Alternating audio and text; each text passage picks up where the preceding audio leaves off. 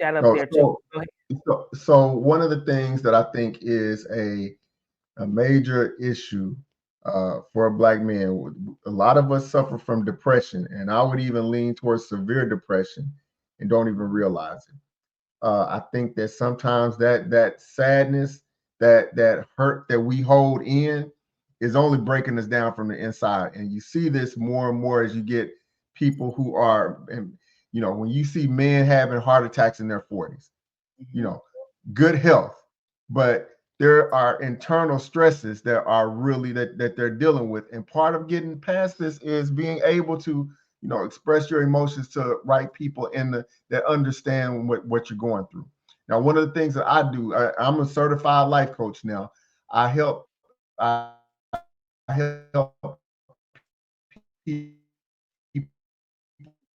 those pains that they have and really redesign their life. We take on so many burdens, some of them deservedly, and some of them we probably shouldn't be taking on, but we don't know how to express how we're feeling throughout that. So what I do is with some of my talks and with some of what I do with my coaching is I make it a safe space for men to be able to at least share what they're not expressing to others. And one of the best things, and I've got a group of guys who I do this with.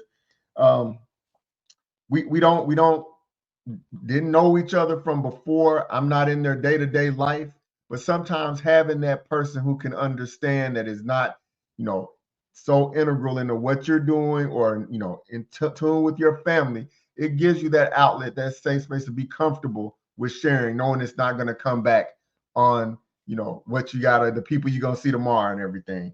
And I Mhm. think that that's one of the best things when we find someone who we can trust and understand and also have that dialogue, because I'm the first one to tell people, look, brothers, I've been there before. I went from being somebody who, I grew up in Alabama, where I grew up. If you saw a therapist, that meant you was crazy, and Right.